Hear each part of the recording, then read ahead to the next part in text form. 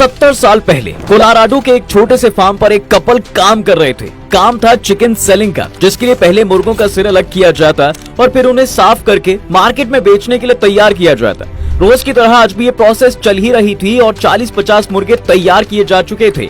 लेकिन तभी एक अजूबा हुआ। सर कटने के बाद भी उनमें से एक मुर्गा उठ खड़ा हुआ और उसने फार्म पर ऐसे ही चलना शुरू कर दिया जैसे कुछ हुआ ही ना हो। पति ऑल्सन और पत्नी क्लेरा को इस चमत्कार पर विश्वास ही नहीं हुआ। ये मुर्गा न केवल चल रहा था बल्कि उड़ने की कोशिश भी कर रहा था। उन्होंने इसे उठाया और आंगन में एक बॉक्स में सोचकर ये रख दिया कि शायद ये मरने से पहले फड़फड़ा रहा है और कुछ देर में अपना दम तोड़ देगा। लेकिन उन्होंने जो भी सोचा हुआ उसका उल्टा ही। अगली सुबह वो उठकर जब आंगन में पहुंचा तो उन्होंने जो देखा वो पूरी दुनिया के लिए नेक्स्ट टू इम्पॉसिबल था। वो मुर्गा अभी भी जिंदा था। लेकिन ऐसा कैसे हो सकता था? क्या इसके पीछे कोई साइंस है या फिर कोई आविष्कार था या फिर भगवान का कोई चमत्कार? इससे मिलिए, ये है वो बिन सिर वाला मुर्गा जिसने 1940 के दशक में हंगामा मचा दिया था। उस दौर में यूएस के रेडियो स्टेशन से लेकर मैगजीन और अखबार के हर पन्ने पर केवल एक ही नाम था और वो था हेडलेस चिकन, द माइक। जी हाँ, चिकन के मालिक लॉयड ऑल्सन ने अपने इस चमत्कारी मुर्गे का यही नाम रखा था। इसके पास सर तो नहीं था लेकिन वो चल फिर सकता था, बिना मुंह के खाना खा सकता था और सबसे जरूरी वो बिल्कुल हेल्दी था।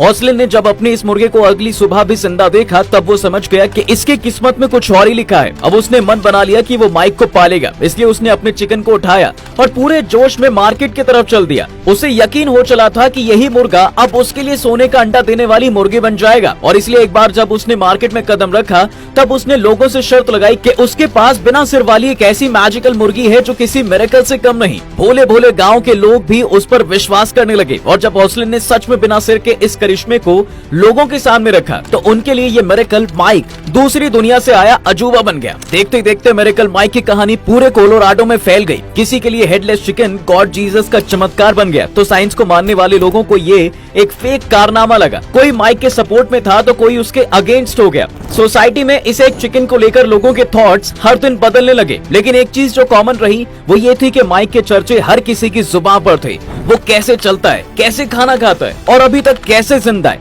ये सभी सवाल उठने लगे। जो लोग माइक को दूर दूर से देखने आते थे वो यही देखकर हैरान रह जाते थे कि ये मुर्गा बिना मुंह के भी आई ड्रॉपर से खाना खा सकता है। दरअसल ऑल्सन मुर्गे को जिंदा रखने के लिए आई ड्रॉपर से खाना खिलाते थे, वो दाना नहीं खा सकता था। ऑल्सन सीधे माइक के खाने की नली में लिक्विड डालते और इसके अलावा वो मुर्गे के गले से म्यूकस को भी सिरिंज के सहारे निकालते। माइक की ये लाइफ लोगों को काफी रोमांचित करती थी और इससे जब उनकी पॉपुलैरिटी बहुत ज्यादा बढ़ गई तब ऑल्सन को माइक के साथ ओताहा यूनिवर्सिटी में आने का इन्विटेशन मिला ताकि ये देखा जा सके कि माइक सच में एक रियलिटी है या फिर कोई झूठा फसाना। अब जब माइक की कहानी सच निकली तब उस पर कई बैटरी टेस्ट किए गए। उसकी तरह ही कई दूसरे मुर्गों के सर भी अलग किए गए ताकि ये पता चल सके कि बाकी मुर्गे भी जिंदा रहते हैं या नहीं। मगर अफसोस ऐसा कुछ नहीं हुआ। माइक के अलावा किसी भी चिकन में वो कैपेबिलिटी नहीं निकली कि वो जिंदा रह पाए। तो फिर ऐसे में सवाल ये आया कि आखिर माइक में ऐसी क्या खास बात थी कि वो भाई जिंदा बच गया। वैज्ञानिकों ने जब इसकी तह तक जाकर कहानी को पता लगाने की कोशिश की तो वो समझ गए कि इसके बचने के पीछे क्या लॉजिक और साइंस था।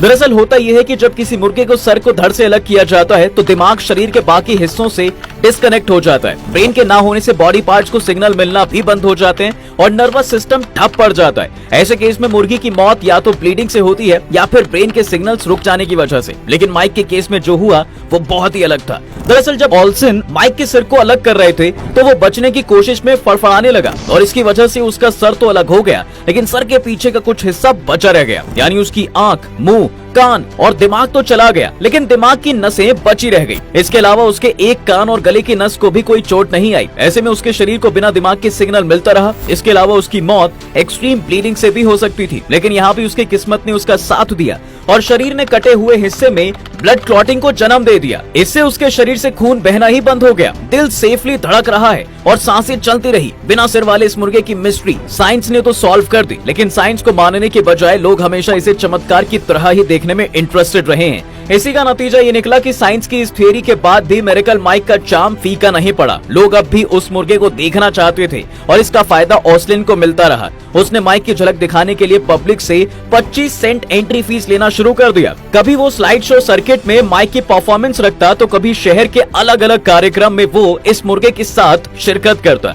कमाल की बात तो ये थी कि इसके बाद भी माइक को देखने वाले लोगों की कमी नहीं थी। ये पहली बार था जब किसी जानवर के पास क्यूट शक्ल सूरत नहीं थी, लेकिन फिर भी उसकी पॉपुलैरिटी भाई कई बड़े दिग्गज सेलिब्रिटीज को पीछे छोड़ रही थी और इसलिए जल्द ही माइक को अपने मालिक ऑसलिन के साथ कई दूसरे शोज पर आने का इनविटेशन भी मिला। इसी के चलते ऑसलिन को दुनिया घूमने का मौका मिला। अब वो भी एरिजोना घूमने जाते तो कभी कैलिफोर्निया, कभी साउथ ईस्ट यूएस, तो कभी बड़े बड़े शोज में उन्हें एज अ गेस्ट बुलाया जाता। इस तरक्की ने ऑसलिन को इतनी तेजी से अमीर बनाया कि वो हर महीने $4500 कमाने लगा। कुल मिलाकर ऑसलिन और उसकी बीवी की जिंदगी में सब कुछ अच्छा चल रहा था और माइक ने उसकी किस्मत को 7वें आसमान पर पहुंचा दिया। लेकिन वो नहीं जानते थे कि उनका ये अच्छा वक्त तो जल्द ही गुजर जाएगा। 12 मार्च 1947 वो दिन था जब मिरेकल माइक ने दुनिया में आखिरी सांस ली। ये वो वक्त था जब ऑसलिन माइक के साथ एरिजोना के टूर पर थे। यहीं वो माइक के किसी प्रोग्राम के लिए इनवाइटेड थे और प्रोग्राम खत्म होने के बाद रात को होटल के रूम में आराम फरमा रहे थे। आधी रात को अचानक उनकी नींद टूटी। उन्हें माइक की आवाज सुनाई दी। जब उन्होंने करीब जाकर देखा तो पाया कि नली में जमे म्यूकस के चलते माइक का गला जम रहा है। आमतौर पर ऐसा जब होता था तब ऑसलिन सिरिंज के जरिए माइक के गले से म्यूकस निकाल लेते थे और वो रिलीफ फील करता था। लेकिन इस बार ऐसा नहीं हो सकता था क्योंकि जल्दबाजी में ऑसलिन सिरिंज लाना ही भूल गए थे और इतनी रात को कहीं भी सिरिंज मिलना मुश्किल था। ऐसे में ऑसलिन चाहकर भी कुछ नहीं कर सकते थे। उनकी आंखों के सामने माइक तड़प रहा था, लेकिन वो खड़े होकर चुपचाप बेबसी में देख रहे थे। कुछ देर बाद जब माइक का गला पूरी तरह बंद हो गया तो उसने होटल के रूम में ही अपना दम तोड़ दिया। इसके साथ माइक का सुहाना सफर यहीं खत्म हो गया। बिना सिर के लगभग 2.5 साल तक माइक जिंदा रहा, लेकिन फिर इसकी मौत ने ऑसलिन को न केवल अंदर तक हिला दिया बल्कि एक लंबे समय तक उसे इस बात का मलाल रहा कि कैसे उसकी एक गलती से माइक दुनिया से चला गया। कई सालों तक ऑसलिन ने लोगों को ये पता नहीं चलने दिया कि उन्होंने माइक के साथ क्या किया। वो सबको बस यही बताते रहे कि उन्होंने चिकन को साइड शो सर्किट में किसी को बेच दिया। लोग भी इनकी इसी बात को सच मानते रहे, लेकिन वो जानते थे कि उन्होंने माइक के साथ क्या किया। इसलिए कुछ साल बाद उन्होंने अपनी इस गलती को एक्सेप्ट किया और अपनी पत्नी को सच सच बता दिया कि कैसे उनकी गलती की वजह से माइक की जान चली गई। हालांकि माइक तो दुनिया से चला गया, लेकिन वो ऑसलिन को इतना अमीर बना गया कि मरते दम तक वो पैसों में खेलते रहे। इनकी रईसी देखकर ही लोगों ने अपने लिए भी माइक जैसा चिकन क्रिएट करने का सपना नहीं छोड़ा। लोग अक्सर चिकन खरीद कर लाते और उसकी गर्दन उड़ाकर हेडलेस चिकन बनाने की कोशिश करते। खुद ऑसलिन ने भी कई बार एक दूसरे माइक को क्रिएट करने की कोशिश की, लेकिन वो हर बार फेल ही हुआ। जाहिर था कि माइक के केस में कट और टाइमिंग का परफेक्ट कॉम्बिनेशन था। ये माइक का लक ही था कि उसके शरीर में राइट टाइम पर क्लॉटिंग भी हुई, लेकिन उस दौर में ऐसा फिर कभी दोबारा नहीं हुआ और इसलिए माइक की लेजेंडरी कहानी पर हमेशा के लिए विराम लग गया।